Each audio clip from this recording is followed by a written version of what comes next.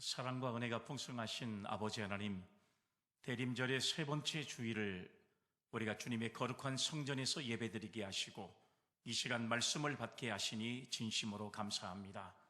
이제 한 해를 마감하는 이때에 과연 우리의 신앙과 믿음이 어떠했는가를 다시 한번 돌아볼 수 있는 은혜의 시간이 되게 하옵소서. 거룩하신 예수님의 이름으로 기도 올리옵나이다. 아멘. 할렐루야. 아멘. 아멘 좀 크게 해보세요. 할렐루야. 아멘. 예. 이렇게 할 수 있는데 잘 안 하시려고 합니다. 다시 옆 사람과 인사 한번 하겠습니다. 하나님의 은혜가 있기를 바랍니다. 시작. 하나님의 은혜가 있기를 바랍니다. 오늘 또 예배드리기 위해서 주님 전에 찾아나오신 여러분들에게 하나님의 크신 은혜가 충만하게 임하기를 간절히 소망합니다. 아멘. 여러분, 옛날 같으면 성탄절이 다가오면 보통 12월 초에는 옛날 같으면 다 학교가 방학을 했습니다. 그래가지고 교회에 모여가지고 연극 준비하고 선극 준비하고 노래 부르고 막 이런 걸 준비하면서 성탄절을 준비하던 때가 여러분 엊그저께 같은데, 지금 성탄절은 전혀 그러지를 못하는 것 같아요. 그냥 우리가 절기만 성탄절이 돌아온다, 그 다음에 말씀을 통해서만 알고 있지, 어느 교회도 성탄절을 준비하는 옛날 과거의 우리들의 모습과는 전혀 이런 모습이 보이지 않는 것에 대해서 참 안타까운 생각이 많이 들어요. 선생님이 주신 대본을 애우지를 못해가지고 밤잠을 설쳐가면서 막 예수님의 역할, 마리아의, 요셉의 역할, 그걸 옛날에 외웠던 그런 기억들이 나는데, 지금은 그렇게 준비하라고 하면 부모님들이 아이들 스트레스 받는다고 절대 뭘 애우게 하지 말라고 이렇게 항의하는 그런 부모들도 있다고 그러고, 참 여러분, 우리가 아기 예수의 탄생을 기뻐하는 이때에 세상의 모든 사람들은 경제적인 문제 가지고 막 들썩이고 있지만, 교회는 그냥 조용하게 성탄절을 맞이하고 있는 것이 아닌가 하는 생각을 가져봐요. 오늘 여러분, 대림절의 세 번째 주일인데 기독교의 역사 가운데 가장 먼저 드리는 절기가 바로 대림절입니다. 그리고 성탄절을 드리는 거예요. 이게 한 해의 시작이라고 볼 수 있는 거예요. 그렇기 때문에 우리가 대림절의 신앙과 믿음은 아기 예수가 이 땅에 태어나셨다. 왜요? 우리를 구원하기 위해서.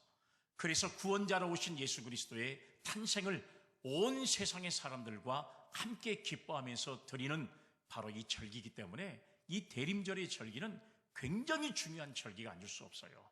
우리가 기쁜 마음으로 오늘 또 예배 자리에 참여하신 여러분들에게 하나님의 은혜가 있기를 간절히 바라고, 아기 예수의 탄생을 기뻐했던 동방박사의 3명의 사람들처럼, 양을 치는 목동처럼 오늘 우리도 아기 예수의 탄생을 기뻐할 수 있는 그런 신앙과 믿음으로 하나님 앞에 오늘 또 예배드릴 수 있는 그런 은혜가 오늘 저와 여러분들에게 함께 할 수 있기를 주의 이름으로 기원합니다. 아멘. 여러분, 이 땅에 존재하는 모든 것에는 목적이라고 하는 것이 다 있습니다. 목적을 따라 움직일 때 그 가치가 드러난다는 사실을 우리는 너무나도 잘 알고 있잖아요. 여기에 있는 여러분 이 화분, 여러분 이 꽃 화분의 목적이 뭐예요? 이렇게 꽃을 활짝 피우고 사람들을 통해서 이 꽃처럼 나도 화려했으면 좋겠다, 이 꽃처럼 나도 화사한 마음을 가졌으면 좋겠다, 이런 것을 보여드리기 위한 목적이 있기 때문에 여러분 이 화분이, 꽃 화분이 가치가 드러낸 것과 마찬가지입니다. 여러분, 우리가 타고 다니는 자동차 있잖아요. 이 자동차의 목적은 뭐예요? 사람을 빨리 움직이게 할 수 있는 교통수단이 여러분 승용차입니다. 그래서 그 승용차는 사람을 빨리 이동해주는 아주 인간에게서는 요긴한 그런 여러분 자동차가 아닐 수 없어요. 그렇기 때문에 자동차를 누구든지 구입해서 살려고 하는 가치가 그 속에 담겨져 있는 것을 알 수가 있습니다. 옛날 같으면 서울을 가려면, 여러분 과거에 여수에서 출발해서 용산까지 하려면 여러분 최소한 기차를 타고 한 12시간, 버스를 타고 가도 굉장히 많은 시간, 이렇게 소요가 됐지만 지금은 자동차를 타고 가면 5시간 안이면 다 들어갈 수 있고, KTX를 타면 3시간이면 들어갈 수 있고, 비행기를 타면 1시간이면 서울에 도착할 수 있는, 여러분, 이런 교통이 얼마나 발전되어 있는 모습인지 몰라요. 이런 것들이 인간에게 주는 가치라고 하는 것은 대단한 모습이 아닐 수 없다는 사실을 우리는 알 수가 있습니다. 여러분, 인간의 경우도 마찬가지라고 생각이 돼요. 여기 계신 여러분들은 한 분 한 분이 다 목적이 있게 이 세상에 태어나신 분이라는 것을 우리가 알 수가 있습니다. 목적이 없이 이 세상에 오신 분은 단 한 사람도 존재하지 않습니다. 하나님께서 원하시는 목적이 다 있다는 사실이에요. 이 사람은 이 사람 나름대로의 목적, 하나님은 저 사람을 만드실 때는 저 사람에 맞는 목적이라고 하는 것이 있고, 또 다른 사람은 다른 사람의 목적에 맞게 하나님이 창조해 놓으셨다는 사실을 우리가 알 수가 있습니다. 그래서 여러분, 모든 사람은 존재하는 이유가 다 있다는 사실을 알 수가 있어요. 그러면 오늘 우리의 인생이 살아가는 존재의 이유의 목적이 과연 무엇일까? 과연 하나님께서 저와 여러분들을 이 땅에 보내신 존재의 목적이 과연 무엇일까? 우리가 여러분, 그 목적에 맞게 과연 나는 인생을 살고 있는가 하는 생각을 우리가 떠오르게 되면, 이제 한 해를 보내는 이 시간에 과연 나는 지난 1년 동안 과연 하나님의 뜻에 합당한 삶을 살아왔는가를 돌아보면, 아이고, 좀 더 멋지게 인생을 살아갈 걸, 하나님 앞에 좀 더 충성된 삶을 믿음으로 살아갈 걸, 하나님께서 내게 이렇게 성도의 귀한 직분을 주셨으니까 성도에 맞게 말도 하고 행동도 하고, 그리고 신앙적으로도 모습을 보이며 살아갈 걸, 아마 모두가 다 이렇게 후회하는 시간들이 바로 지금의 시간들이 아닐까 하는 생각을 가져봐요. 어디 후회 없는 사람이 어디 있겠습니까? 1년을 돌아보면서, 지난날의 삶을 돌아보면서 우리가 후회 없이 나는 잘 살았습니다, 나는 성공적인 목적에 따라 합당한 삶을 살았습니다, 이렇게 내놓을 수 있는 사람이 과연 여러분 우리 중에는 몇 사람이 있을까 하는 생각을 가져볼 때가 있어요. 오늘 살아가는 여러분, 오늘 살아가는 인생의 목적이 무엇이냐, 그 목적을 바로 알고 살아가는 사람은 그럴 때 인생을 집중하게 되고, 그리고 오늘 기도하는 기도의 내용대로 그런 사람은 기도에 집중하게 되고, 그리고 그 목적에 따라 그 인생은 복된 인생이 될 수 있다는 사실을 우리는 오늘 이 말씀을 통해서 다시 한번 깨달을 수가 있다고 하는 사실입니다. 여러분, 오래전에 제가 여러분들에게 소개하고 한 번 정도는 읽어보는 것이 참 좋을 책을 제가 소개한 적이 있어요. 릭 워렌이라고 하는 사람이 썼던 이 책인데 일약 세계 베스트셀러가 됐던 책입니다. 그 책의 제목이 바로 뭐냐 그러면 목적이 이끄는 삶이라고 하는, 여러분, 이 책이 나온 적이 있어요. 참 여러분, 이 책을 보면서 감동을 받았던 그런 내용에 여러분 여러 가지가 있는데요, 이 새들백 교회를 섬기고 있는 릭 워렌이라고 하는 이 목사님이 쓴 책에 인생의 목적이 5가지가 있다라고 하는 사실을 밝혔습니다. 제가 여러분들한테 인생의 목적 5가지가 뭔가를 화면을 띄워서 말씀을 드리도록 할 테니까요, 여러분들이 과연 그 내용에 보면서 나는 정말로 인생을 이 땅에 허락하신 과연 그 목적대로 지난 1년 동안을 살아왔는가, 우리 자신을 돌아볼 수 있는 그런 기회가 됐으면 좋겠다, 이런 생각을 가져보게 돼요. 한번 여러분 보세요. 첫 번째가 뭐냐 그러면 우리는 하나님의 기쁨을 위해서 계획된 사람들이다. 하나님의 기쁨을 위해서. 두 번째는 우리는 하나님의 가족으로 태어났다는 사실이에요. 우리가 하나님의 가족입니다. 세 번째는 우리는 그리스도를 닮도록 창조되었다. 그리스도를 닮아가야 할 사람들이라는 사실이에요. 네 번째는 우리는 하나님을 섬기기 위해서 지금의 모습으로 지음받았다. 여러분들 한 사람 한 사람의 얼굴이 하나님의 형상을 닮은 사람인 줄로 믿습니다. 아멘. 나는 하나님을 섬기기 위해서 지금의 모습으로 지음받은 사람이라는. 다섯 번째, 우리는 사명을 위해서 지음받은 사람이다. 여러분, 이 5가지가 우리가 하나님께서 허락하신 인생을 살아가는 목적이라는 사실을 우리에게 가르쳐주고 있는 내용이 오늘 본문의 말씀, 이 내용의 말씀이에요. 그래서 우리의 삶은 목적이 이끌어가게 되어 있습니다. 그러기에 목적을 바로 세우는 것이 얼마나 중요한지 몰라요. 어렸을 때 학교에서 선생님이 처음에 학기를 시작할 때 반드시 물어보는 말이 있어요. 너희 집에 TV 있는 사람 손들어봐. 손들어보면 반에 한두 명 정도가 손을 듭니다. 전화기 있는 사람 손들어봐. 그러면 반에서 1명. 자전거 있는 사람 손들어봐. 반에서 2명. 이렇게 여러분 옛날 과거에 가정조사를 다 했던 것이 있잖아요. 그리고 반드시 물어보는 것이 뭐냐 그러면 교회 다닌 사람 손들어봐. 그 다음에 교회 안 다니고 불교 다닌 사람 손들어봐. 종교인 조사를 다 하게 됩니다. 신앙생활하는 사람도 반에서 한 너댓 사람밖에 되지 않고 나머지 사람들은 저 어렸을 때 경험해보면 전부가 다 뭐예요? 불교를 해요.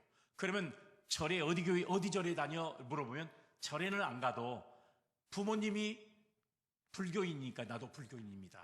이렇게 대답하는 사람들이 참 많았었어요. 다 옛날에는 여러분 그런 조사를 다 했던 적이 있었잖아요. 그리고 마지막으로 물어보는 것이 뭐냐 하면 장래 꿈이 무엇이냐 이렇게 물어봐요. 장래 꿈이 대통령이 될 사람 그러면 한 반에서 5명 정도는 나옵니다.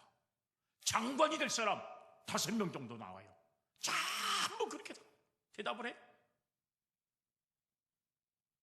한 반에서 대통령이 5명에서 10명, 한 반에서 변호사 혹은 여러분 의사가 한 20명씩 쏟아져 나오고 이렇게 꿈을 야무지게 가집니다. 그랬던 친구들이 고등학교 때 선생님이 앞으로 커서 뭐가 되냐 그러면 대통령 될 사람 그러면 아무도 손든 사람이 없어요. 의사 될 사람 그러면 그것도 힘들고 어려워요. 그러면 뭐 하고 싶냐 그러면 회사원. 전부 반에서 회사원 되겠다는, 왜냐하면 철없을 때 초등학교 때는 대통령이 하고 싶다 꿈을 야무지게 가지지만 나는 앞으로 의사가 되고 싶다 사업가가 되고 싶다 이런 야망의 꿈을 가지지만 고등학교 정도 올라오다 보니까 이 정신이 이제 맑아지다 보니까 회사원이라도 다행이에요. 참 좀 꿈이 사그라지네. 오늘 하나님께서는 저와 여러분들이 연세가 있든 연세가 없든 젊든 젊지 않든 간에 하나님이 원하신 목적이 반드시 있게 마련입니다. 목사님 이 나이에 무슨 목적이 천만에요. 그렇지 않습니다. 하나님께서 불러야 가는 것이지 하나님이 불러서 가는 동안에는 반드시 하나님께서 저와 여러분들을 이 땅에 만들어 놓으신 목적이라는 게 있어요. 그 목적에 합당한 삶을 살아가야 오늘 여러분 그쵸 여러분 우리의 인생이 보람된 인생을 살아갈 수 있는 것이죠. 그냥 부안해동처럼 남이 장에 가니까 인생을 그렇게 살아가는 사람 의미 없어요. 그렇게 사는 인생은 후회한 밖에 없다는 사실을 우리는 너무나도 잘 알 수 있잖아요. 그래서 우리 성도들은 우리를 향한 하나님의 목적을 알고 그 목적에 이끌려가는 삶이 되어야 한다는 사실이에요. 하나님의 목적이 이끄는 삶이 진짜 복된 삶이 되는 것인데 좋은 교회는 어떤 교회냐? 건물이 있는 교회? 물론 좋은 교회죠. 성도들이 많은 교회? 물론 여러분 정말 그런 교회 좋은 교회죠. 여러분 재정이 넉넉한 교회 그런 교회 되었으면 얼마나 좋겠습니까? 교회 유명한 사람이 많은 교회 그런 교회만 되면 얼마나 더 좋겠습니까? 그러나 하나님의 목적에 합당한 성도들이 합당한 목적에 따라 사는 그런 교회가 하나님이 역사하는 교회, 하나님이 함께하는 교회인 줄로 믿으시기를 바랍니다. 아멘. 하나님께서 이 땅에 보내신 저와 여러분들의 목적이 있는 것처럼 그런 인생을 살아가야 힘이 있는 목적을 가지고 하나님의 뜻을 이룰 수 있는 성숙한 삶으로 살아갈 수 있는 것처럼 교회도 마찬가지라는 사실이에요. 과연 여러분 우리 교회를 향한 하나님의 뜻이 무엇인가를 한번 생각해 보는 거예요. 여러분 이제 우리 교회는 내년이 되면 여러분 이 세상에 세워진 지가 벌써 93주년 4주년이 됩니다. 이런 엄청난 세월을 여러분 지내오면서 이제 100년을 향해 나가는 우리 교회가 하나님의 목적에 합당한 그런 목적을 가지고 살아가고 있는지를 돌아보는 그런 자세가 되어야 되지 않겠나 하는 생각을 가져보게 되는 겁니다. 정말 바람직한 교회는 하나님이 원하시는 목적에 이끄는 교회인데요, 하나님의 목적에 따라 교회가 세워질 때 가장 교회다운 교회가 될 수 있는 줄로 믿으시기를 바랍니다. 아멘. 여러분, 건물이 크고 좋은 교회가 여러분 하나님이 계시는 교회가 아니라 그렇게 아름다운 휘황찬란한 내부의 어떤 인테리어를 잘 해놓은 교회가 여러분 거기에 하나님이 계시는 게 아니라 비록 여러분 자그마한 교회, 지금도 섬마을에 한두 명이 모여서 예배드리는 그런 교회라 할지라도 하나님이 목적에 합당한 신앙과 믿음으로 모인 한두 사람이 모인 교회는 내가 너와 함께 하겠다는 주님의 말씀처럼 반드시 그런 교회가 성령의 놀라운 역사와 함께 하나님 앞에 칭찬받는 교회가 되어질 줄로 믿으시기를 바랍니다. 아멘. 여러분, 과연 하나님의 목적이 이끄는 교회가 어떤 교회가 그런 교회일까요? 과연 여러분, 오늘 우리는 교회를 향한 하나님의 목적을 어디서 발견할 수 있냐? 성경을 뒤져보니까 골로새 교회가 하나님의 목적에 합당한 그런 교회였다는 사실을 오늘 여러분 이 성경을 통해서 우리가 발견할 수가 있습니다. 오늘 본문에서 교회를 위해서 바울의 고백이 어떻게 나타나냐? 24절 말씀 한번 보세요. 나는 이제 너희를 위하여 받는 괴로움을 기뻐하고 그리스도의 남은 고난을 그의 몸된 교회를 위하여 내 육체에 채우노라. 할렐루야. 아멘. 그리스도의 남은 고난을 그의 몸된 교회를 위하여 내 육체에 채운다는 사도 바울의 신앙의 고백이 오늘 여러분 이 말씀 속에 담겨져 있다는 사실이에요. 과연 우리 교회와 성도들은 하나님의 목적에 따라 하나님의 그 목적을 이루는 교회가 되어지고 있는지를 우리가 한 해를 돌아보면서 우리 자신과 교회의 사명을 다시 한번 확인하고 하나님의 목적의 아름다운 역할을 감당해가는 우리 믿음의 교회가 다 되어질 수 있기를 간절히 바라고, 그런 아름다운 신앙의 삶으로 더욱더 하나님의 영광을 이룰 수 있는 믿음의 성도들이 다 되시기를 간절히 주의 이름으로 기원합니다. 아멘. 그러면 과연 하나님의 목적에 맞는 교회는 어떤 교회일까요? 첫 번째가 각 사람을 완전하게 세우는 교회입니다. 각 사람을 완전하게 세우는 교회. 자, 오늘 본문의 말씀 28절의 말씀을 한번 보세요. 우리가 그를 전파하여 각 사람을 권하고 모든 지혜로 각 사람을 가르침은 각 사람을 그리스도 안에서 완전한 자로 세우려 함이니 아멘. 오늘 여러분 성경의 본문의 말씀에 보니까 바울은 교회의 목적이 무엇인가를 정확하게 말씀을 통해서 우리에게 가르쳐주고 있습니다. 교회의 목적이 뭐냐? 교회가 이 세상에 세워진 목적이 무엇인가? 이 목적을 알고 우리가 신앙생활을 해야 되는데, 오늘 여러분 그 목적을 오늘 성경을 통해서 우리에게 말씀해주고 있어요. 각 사람을 권하고, 그리고 그리스도 안에서 완전한 자로 세우는 것, 이것이 교회의 목적이라는 사실을 오늘 여러분 이 본문의 말씀을 통해서 우리에게 가르쳐주고 있습니다. 오늘 여기 내용의 말씀에 보니까 권하고라고 하는 말씀이 있어요. 권하고. 여러분 이 헬라어로 누데툰테스라고 하는 말씀인데요, 조언한다, 서포트하는 거예요. 그 다음에 가르쳐준다, 티칭하는 거예요. 교회는 권하는 역할을 하는 겁니다. 성도들이 바로 세워지도록. 그래서 여러분 교회에서 말씀을 배우고 세상에 살아가는 방법도 배우고 인생을 어떻게 살아갈 것인가도 방법을 배우고, 그 방법의 텍스트가 되는 것이 바로 뭐예요? 하나님의 말씀이에요.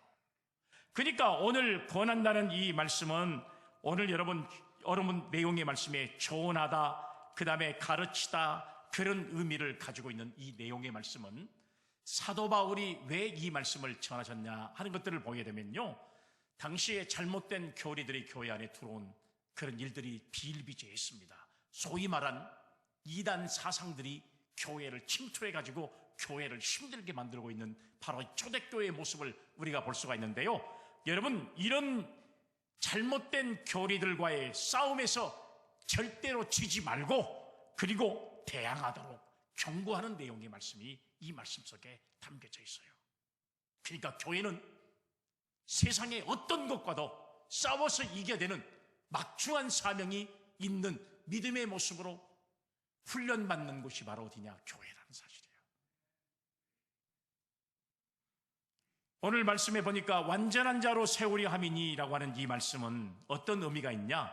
충분히 자라서 성숙한 자가 되게 한다는 의미가 담겨져 있어요. 그러면 영적으로 성숙한 자를 가르치고 있는데, 여러분 22절의 말씀에 보면 이런 말씀이 있잖아요. 이제는 그의 육체의 죽음으로 말미암아 화목하게 하사 너희를 거룩하고, 제일 중요한 것은 뭐냐면 오늘 말씀에 보니까 거룩하고, 그 다음에 흠이 없고 흠 없고, 그 다음에 책망할 것이 없는 자로 그 앞에 세우고자 하였으니. 사랑하는 여러분, 사도 바울이 정말로 좋은 교회, 하나님의 목적에 맞는 교회로 세우는 제 첫 번째 요소가 바로 뭐였냐 그러면 사람을 구원하여 완전한 자로 세우려고 하는 것이 진짜 교회의 모습이라는 사실을 우리에게 말씀해 주고 있잖아요.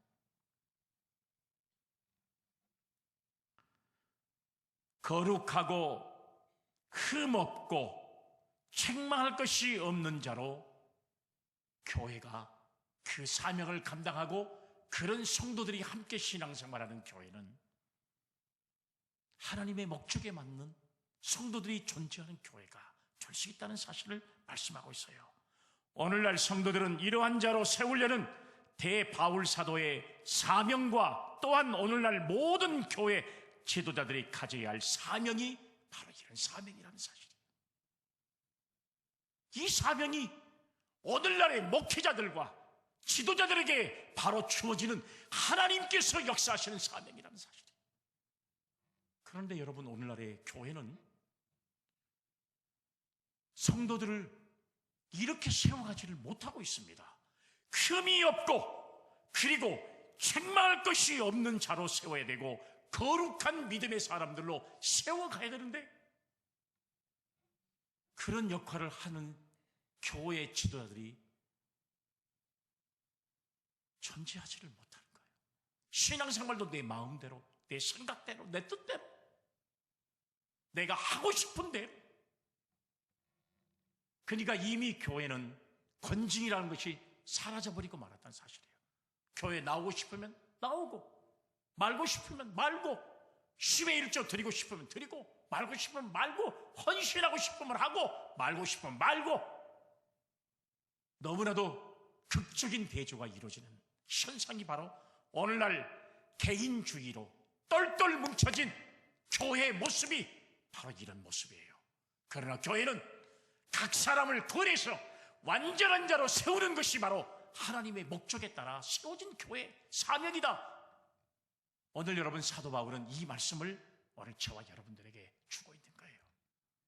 그래서 여러분, 교회의 진리에 순종하고 하나님의 말씀에 복종하고 하나님의 뜻에 합당한 신앙의 삶을 살아가는 저와 여러분들이 열매를 많이 맺을 수 있는 성도가 될 수 있다는 사실을 우리에게 가르쳐주고 있잖아요.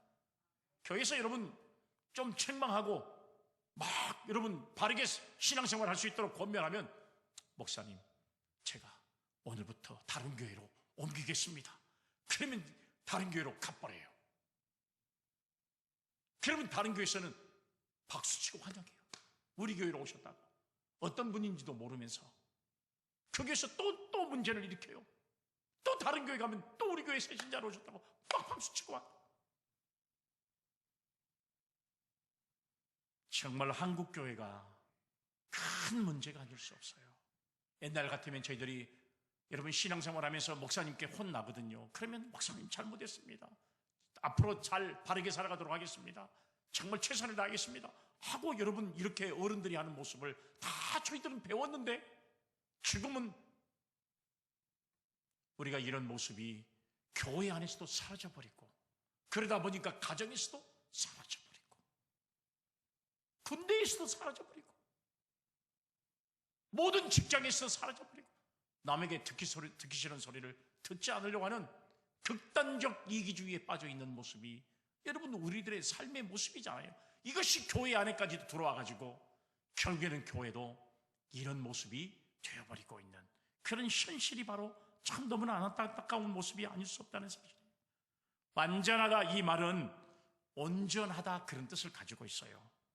여러분, 마치 몸에 뼈가 탈골되었다가 원 위치로 회복되는 그런 상태를 의미하는 것이 바로 완전하다, 그런 뜻을 가지고 있어요. 뼈가 탈골됐다가 의사가 그 뼈를 다시 쫙 맞추잖아요. 아, 이제 완전해졌습니다 하고 판정을 해주는 거하고 똑같아요. 탈골되어 있는 뼈는 가지고는 사람이 생활할 수가 없거든요. 이것을 뼈를 맞추면 우두둑 해가지고 탁 맞춰야 하잖아요. 그러면 아무런 문제가 없잖아요. 이게 완전하다, 그런 뜻을 가지고 있다는 그런 사실입니다.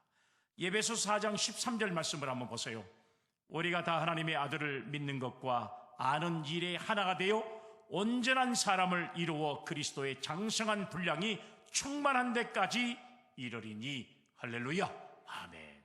사랑하는 여러분, 이 말씀 보세요.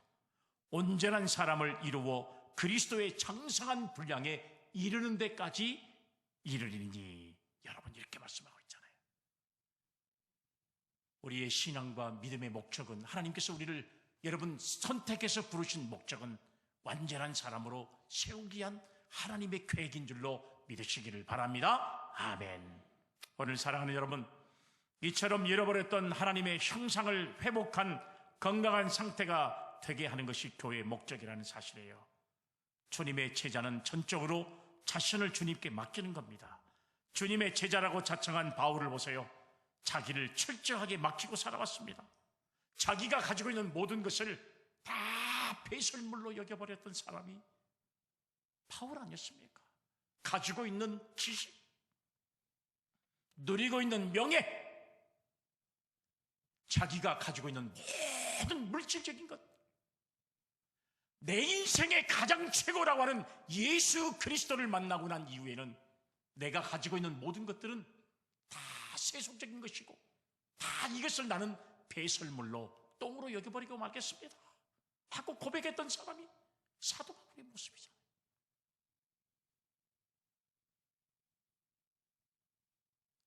주님은 오늘 또 물질을 따라가고 세상의 환경을 따라가는 우리들에게 나를 따라오라고 말씀하고 계신다는 사실이에요. 이것이 하나님의 목적에 합당한 성도의 삶이라는 사실을 우리에게 말씀해 주고 있습니다. 디베랴 바닷가에서 어부로 고기를 낚고 있는 여러분 베드로에게 주님이 말씀하셨어요.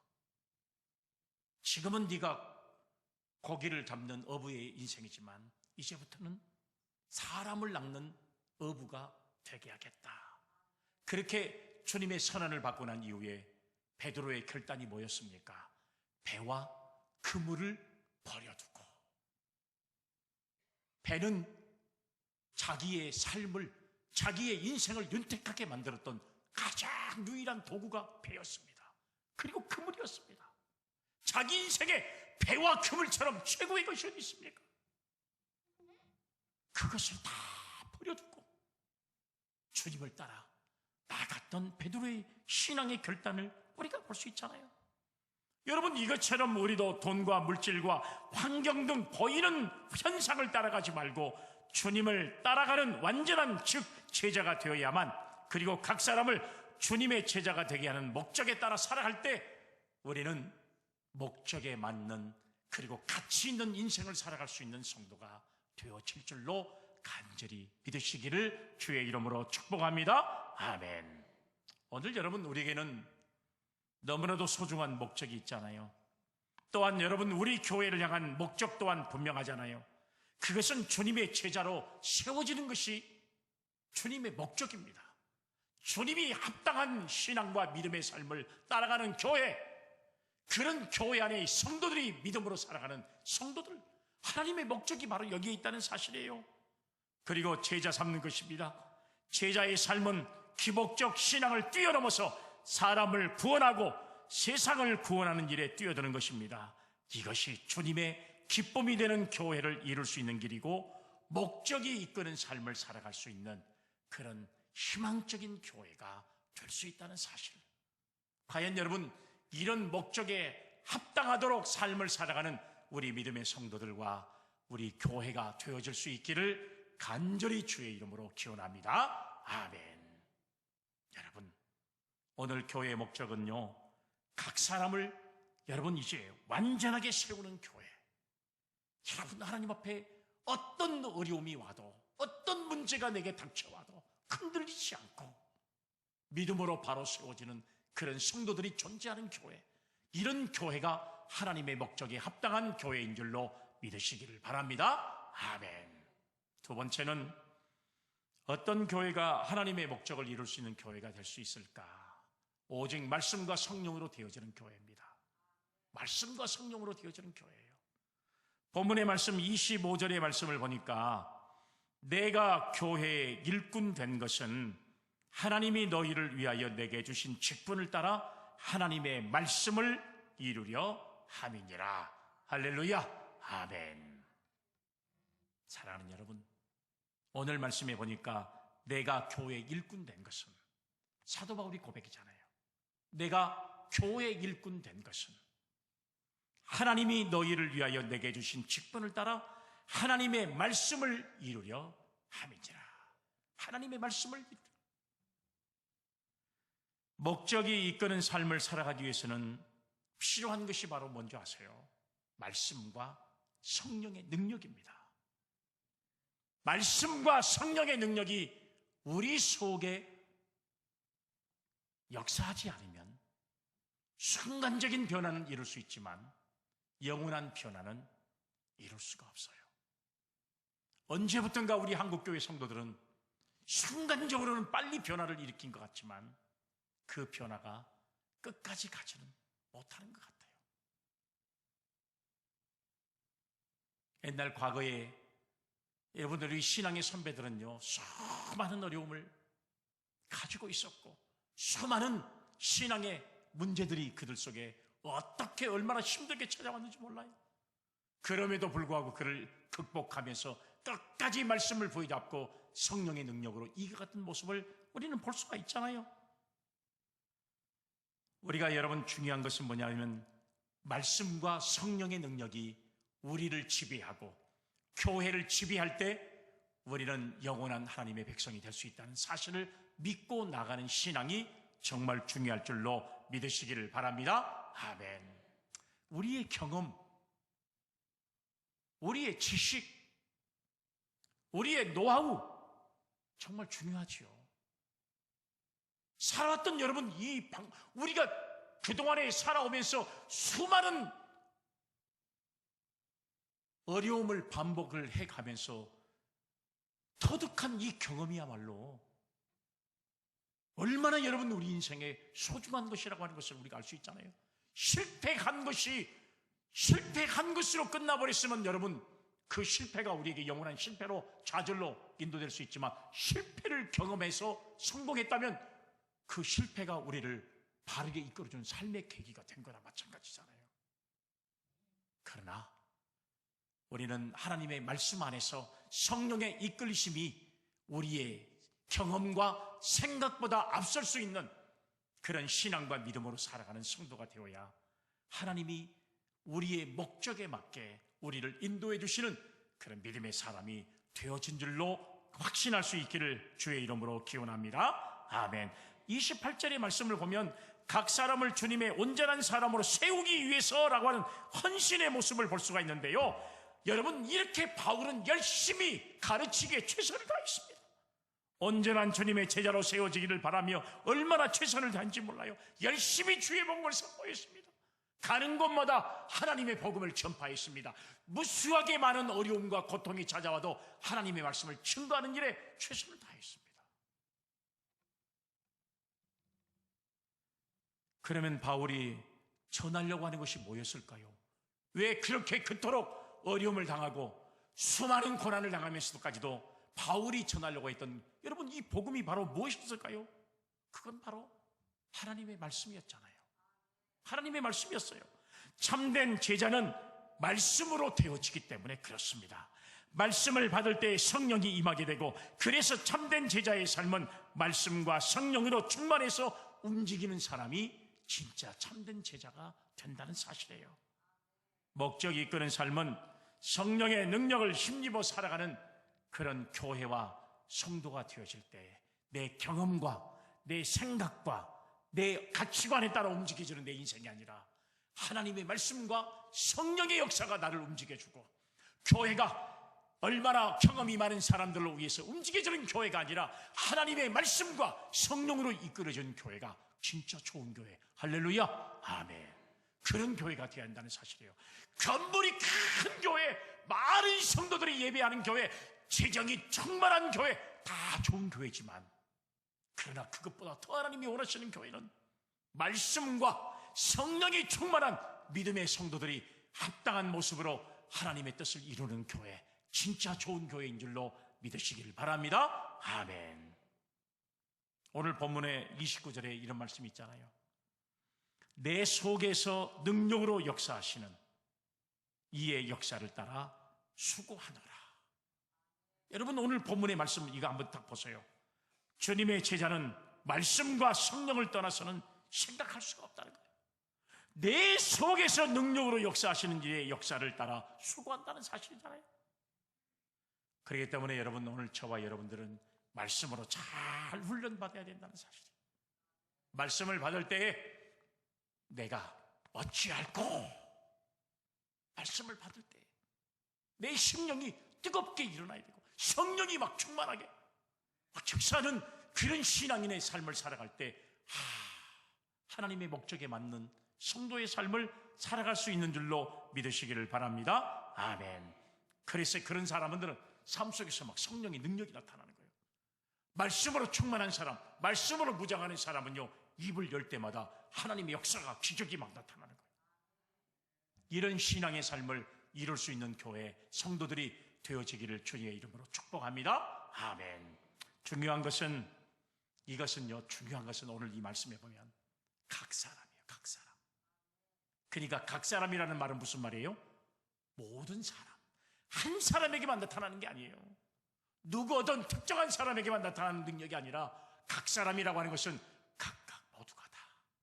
그러니까 제가 정말 여러분 목사로서 정말 여러분들한테 간절한 마음은, 여러분 이렇게 1년 동안 이제 평가하고 우리가 25일 날 성탄절 때 아기 예수의 탄생을 기뻐하며 하나님 앞에 영광을 올려드릴 때 꼭 우리는 목사님 꼭 기분 나쁘게 고를 때, 특별히 지난 1년 동안 수고한 사람에게는 상급이, 그냥 교회만 왔다리 갔다는 사람에게는 상급이 없이, 이걸 교훈적으로 드리는 이유는 뭐냐?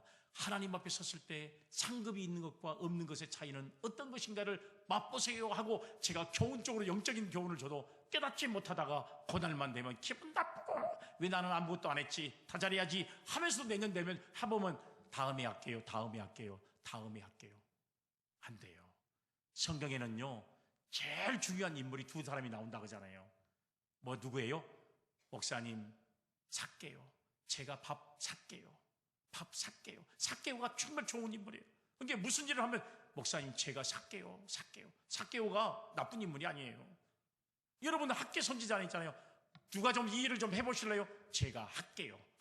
학계 선지자가 맞처럼 할게요. 그런 사람이 좀 많아졌으면 좋겠어요. 내년에는 우리 교회가 삭개오 성도, 그 다음에 학계 성도가 많아질 수 있는 은혜가 되기를 주의 이름으로 축복합니다. 아멘. 그런 교회가 진짜 좋은 교회. 내가 하겠습니다. 목사님, 내가 이 어려운 일은 제가 준비할게요. 제가 한번 해보겠습니다.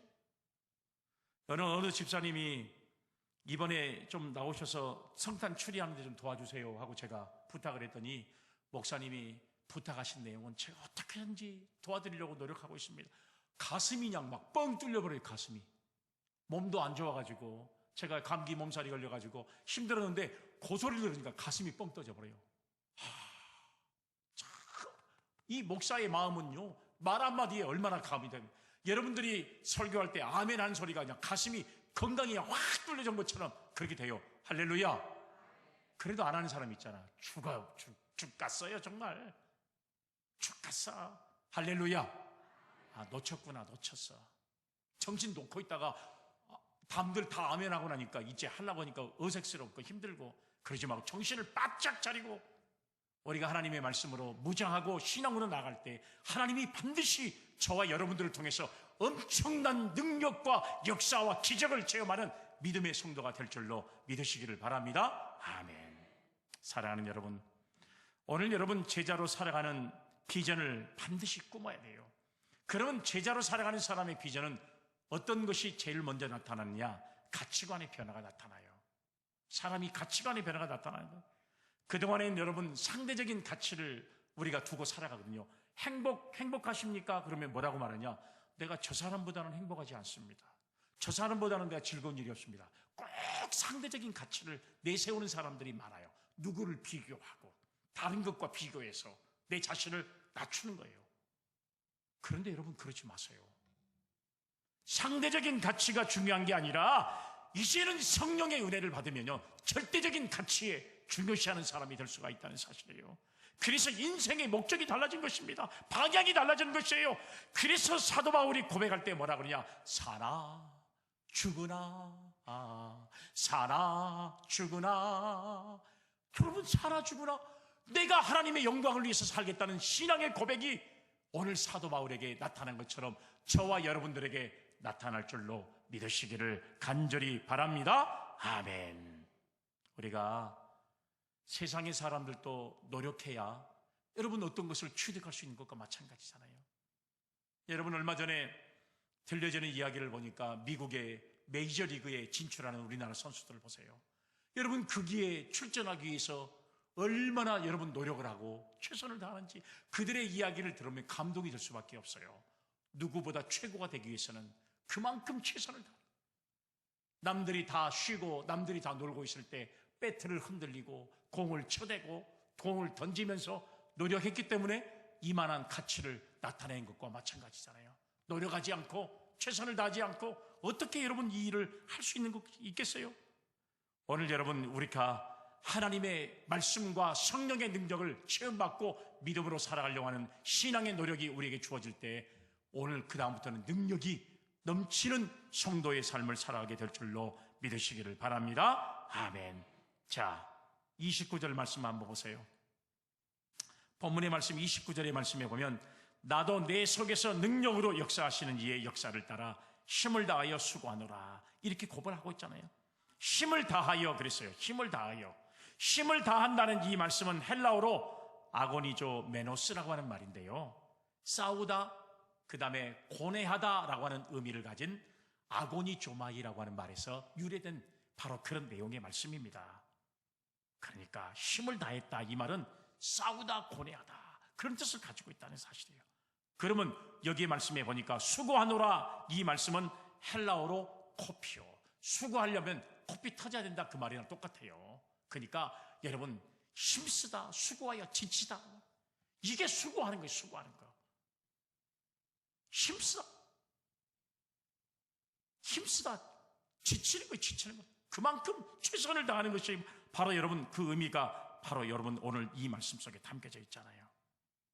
이 모든 말씀의 의미는 마치 운동선수가 반드시 이겨야 할 경기에서 최선을 다하고 힘을 다해 번뇌하며 싸우는 것 같이 수고를 아끼지 않고 계속해서 복음 전파에 전력하겠다는 의미가 이 말씀 속에 담겨져 있는 거예요.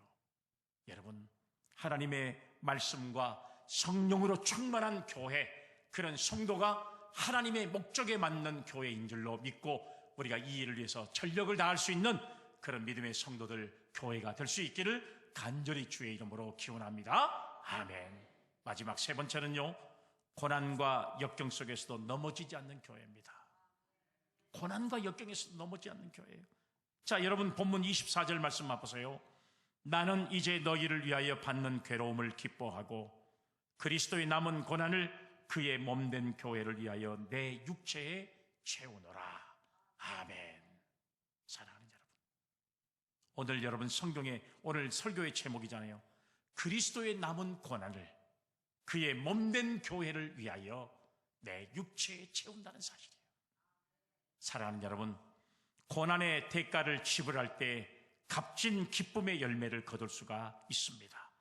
하나님의 목적을 이루는 교회와 성도들의 삶을 살아가는 사람은 고난과 시련이 와도 쉽게 포기하지가 않습니다.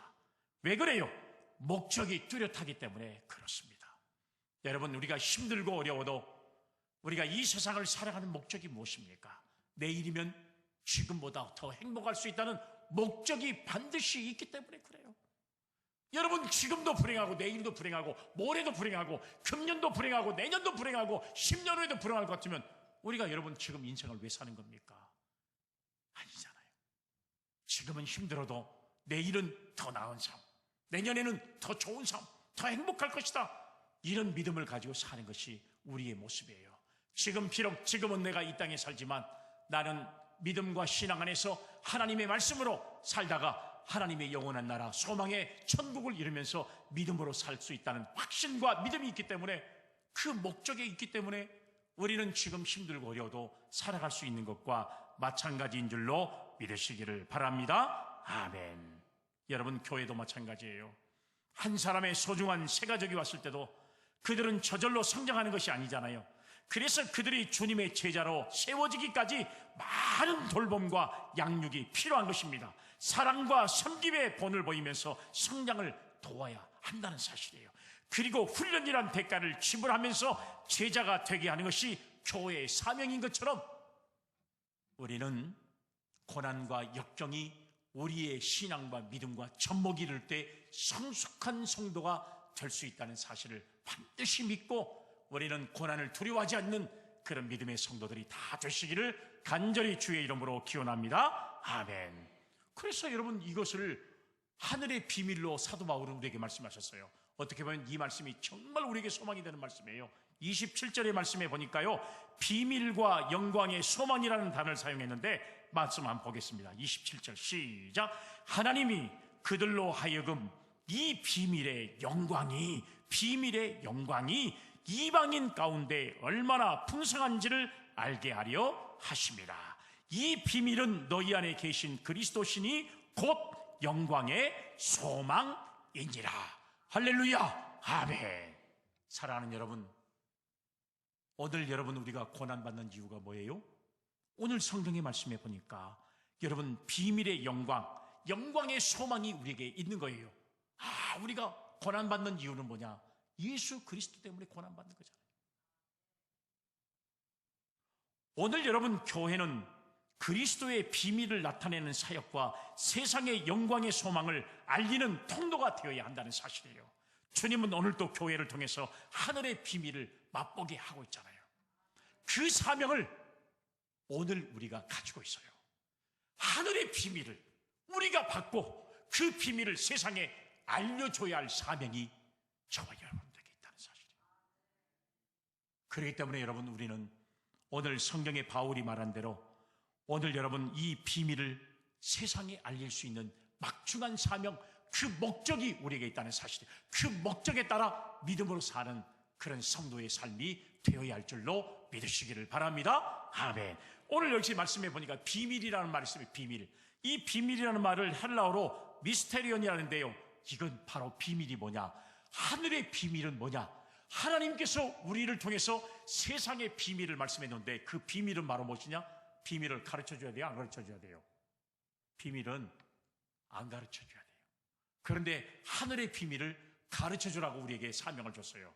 그 비밀의 비밀이 뭐예요? 바로 이방인들을 구원하겠다는 거예요. 그게 바로 예수 그리스도를 통해서 이 땅에 오셨다는 사실이에요. 그러니 여러분, 세상에 얼마나 큰 소망이 되는 말씀을 우리를 통해서 나타나게 마시는, 그러니까 이 사명을 감당하는 것이 교회와 성도의 사명이라는 사실이에요. 그러니까 여러분, 이 비밀은 나만 알고 있으면 안 돼요. 이 비밀을 하늘이 우리에게 줬으니까 세상의 모든 사람에게 다 알리는 이런 교회와 성도들이 될 때 진짜 하나님의 목적에 합당한 성도의 사명, 교회의 사명을 감당하는 그런 축복된 교회가 될 줄로 믿으시기를 바랍니다. 아멘. 이제 우리에게 중요한 것은 내 계획과 내 마음대로 살아가는 것이 아닙니다. 그저 목적도 없이 세월을 따라 살아가는 삶을 살아서는 더욱 안 될 것입니다. 분명하고 뚜렷한 목적을 가지고 살아야 하는 것입니다. 하나님의 목적을 이루어가는 삶을 살아야 하는 것입니다. 목적이 이끄는 삶, 목적이 이끄는 교회가 되어질 때에 하나님께로부터 칭찬받는 교회가 될 수 있는 것처럼, 우리 지난 한 해 동안 우리 사랑하는 성도들이 하나님의 목적에 따라 합당한 교회의 사명을 감당했다면, 우리에게 주어지는 새로운 한 해에도 하나님의 목적에 따라 그 목적을 이루어갈 수 있는 그런 아름다운 교회로서 주님이 이 땅에 오실 때 가장 칭찬받는 교회로서의 사명을 믿음으로 감당하는 성도님들과 우리 교회가 될 수 있기를 간절히 주의 이름으로 축복합니다. 아멘. 사랑과 은혜가 풍성하신 아버지 하나님, 하나님의 뜻에 맞게, 하나님의 목적에 맞게 살아가는 성도의 삶이 되게 하시고 교회가 되어지도록 인도해 주시며, 하나님 그 목적에 따라 하나님의 영광을 위해 살아갈 수 있는 교회와 그런 성도들의 삶이 되어지도록 도와주심으로 주님께로부터 인정받고 칭찬받을 수 있는 교회가 되게 하옵소서. 거룩하신 예수님의 이름으로 기도 올리옵나이다. 아멘.